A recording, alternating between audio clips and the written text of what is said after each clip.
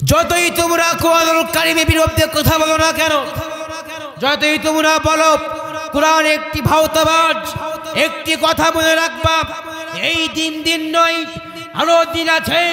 এই দিন নিয়ে যাবে ঠিক সেই দিনের কাছে যারা এই কোরআনুল কারীম নিয়ে ষড়যন্ত্র করেছে, টিকতে পারে নাই। উতবা টিকতে পারে নাই, মুগরা টিকতে পারে নাই, আবু জাহেল টিকতে পারে নাই। যারা এই কোরআনুল কারীম নিয়ে কুযুক্তি করবে, আল্লাহ পাক তাদেরকে ধ্বংস করবে। আওয়াজ দিয়ে বলে কথা ঠিক না বেঠি? আর ভাইরা, আমার বন্ধুগণ, আমার বাবাজিরা, আল্লাহ নবীজির কি এমন দোষ ছিল? সেই তায়েফের ময়দানে আল্লাহ নবীজি কালিমা দাওয়াত দিয়ে যখন গেলেন, ওই না তায়েফবাসীরা আল্লাহ নবীজিকে কত মারল।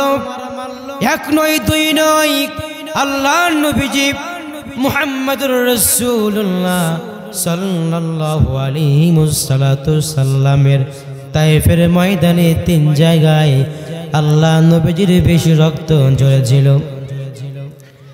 আল্লাহ নবীজি মুহাম্মদুর রাসূলুল্লাহ সাল্লাল্লাহু আলাইহি ওয়াসাল্লাম কি কাফির এবং মুশরিকেরা চারিপাশ দিয়ে যখন ঘিরাও করে ফেলল, আল্লাহ নবীজি মুহাম্মদুর রাসূলুল্লাহ কাফেরদের শিকার হয়ে গেল।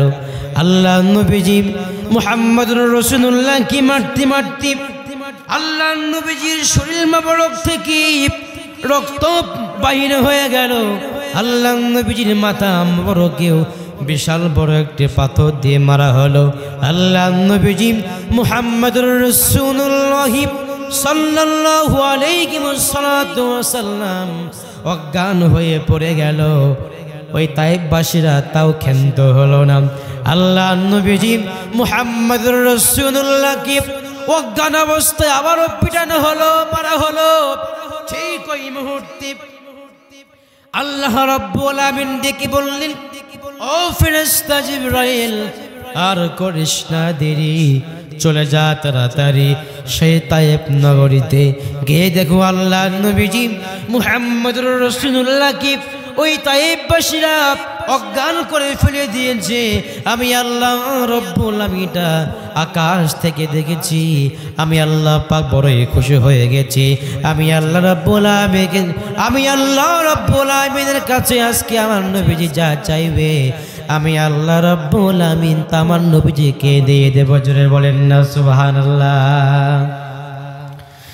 আল্লাহ নবীজি মুহাম্মদুর রাসূলুল্লাহ সাল্লাল্লাহু আলাইহি ওয়াসাল্লামের কাছে আল্লাহর ফেরেশতা হযরতে জিবরাইল 600 পাখা উড়াল দিয়ে নবীর কাছ পর্যন্ত যখন পৌঁছে গেল, গিয়ে বলল, আমার মায়ার নবীজি মুহাম্মদুর রাসূলুল্লাহ সাল্লাল্লাহু আলাইহি ওয়াসাল্লাম, আজকে আপনাকে তায়েফবাসীরা মেরেছে, এটা আরো সহ্য করতে পারে না, জান্নাত সহ্য করতে পারছে না। ও মুহাম্মদুর রাসূলুল্লাহ, রহমতের সমস্ত ফেরেশতাগুলো আপনার প্রতি ব্যতীত হয়ে কান্না শুরু করেছে। আল্লাহ পাক আমাকে বলেছে আজকে আপনার প্রতি আল্লাহ পাক বড়ই খুশি হয়ে গেছে।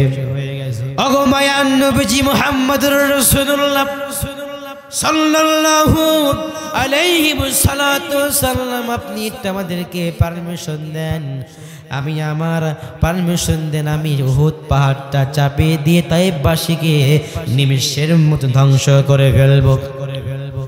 আল্লাহ নবীজি মুহাম্মদুর রাসূলুল্লাহ বললেন, ও ভাই ফেরেশতা জিবরাইল, যদি তুমি আজকে তায়েফবাসীকে মেরে ফেলো পাহাড় চাপা দিয়ে, ও ভাই জিবরাইল, আমি কার কাছে কালিমা দাওয়াত দিব? আর কি আমার কাছে কালিমা পড়ে মুসলমান হয়ে যাবে? ও ভাই জিবরাইল, মারার কোনো দরকার নাই, বকার কোনো দরকার নাই। কালকে আমাদের কঠিন মুসিবতের ময়দানে আমি আল্লাহ রাব্বুল আমিনকে বলবো, ও আল্লাহ রাব্বুল আমিন, আপনি দয়া করে মেহেরবানি করে আল্লাহ আপনি আমার সমস্ত উম্মতগুলোকে জান্নাত পর্যন্ত পৌঁছে দেন। জোরে বলেন না সুবহানাল্লাহ। আল্লাহ বললেন, নবী আপনি বলে দেন, আমি আল্লাহ তাআলা রব্বুল আলামিন বান্দাগুলিকে এমনি এমনি জান্নাতের মধ্যে প্রবেশ করাবো না, আমি আল্লাহ পাক বান্দাগুলিকে পরীক্ষা করব। আম্মা হাসিবতুম আন তাদখুলুল জান্নাতা ওয়ালাম্মা ইয়ালামিল্লাহ, চিৎকার মেরে বলুন আব্বাজিরা আল্লাহু আকবার। ওগো আমার নবীজি, তারা কি মনে করেছে এমনি এমনি আমি আল্লাহ রাব্বুল আলামিন তাদেরকে জান্নাতের মধ্যে প্রবেশ করাবো? না না না, আমি আল্লাহ পাক বান্দাগুলিকে পরীক্ষা করব। আর পরীক্ষাতে পাশ করতে পারলি ওগো নবীজি, আমি আল্লাহ রাব্বুল আলামিন কাল কিয়ামতের কঠিন মুসিবতের ময়দানে, যেই কিয়ামতের কঠিন মুসিবতের ময়দানে আপন বাবা আপনার সন্তানকে চিনবে না, মা তার সন্তানকে চিনবে না, অর্থাৎ দুনিয়ার কেউ কারো কাছে আসবে না। জি, আমি আল্লাহ সুবহানাহু ওয়া তাআলা কাল কিয়ামতের কঠিন মুসিবতের ময়দানে বান্দাগুলিকে আমি আল্লাহ রাব্বুল আমিন রাসূলের মাধ্যমে সুপারিশ করে করে জান্নাত পর্যন্ত পৌঁছে দেব। জোরে বলেন না সুবহানাল্লাহ। আমার ভাইরা বলেন তো, এই কোরআনুল কারীমটা নাজিল করেছেন কে? আল্লাহ রাব্বুল নাজিল করেছেন। তাহলে বলেন তো এই কোরআনুল কারীমটা হেফাজতের দায়িত্ব কার? ইন্না নাহনু নাযালনা যিকরা ওয়া ইন্না লাহু লাহাফিজুন। চিৎকার মেরে বলুন আব্বাজিরা আল্লাহু আকবার।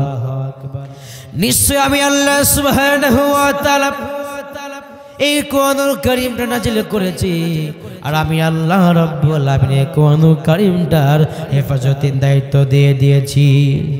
যতই তোমরা কোরআনুল কারীমের বিরুদ্ধে কথা বলো না কেন, যতই তোমরা বলো কোরআন একটি ভাওতাবাজ, একটি কথা মনে রাখবা, এই দিন নয়, আরো দিন আছে। এই দিন নিয়ে যাবে ঠিক সেই দিনের কাছে যারা এই কোরআনুল কারীম নিয়ে ষড়যন্ত্র করেছে, টিকতে পারে নাই।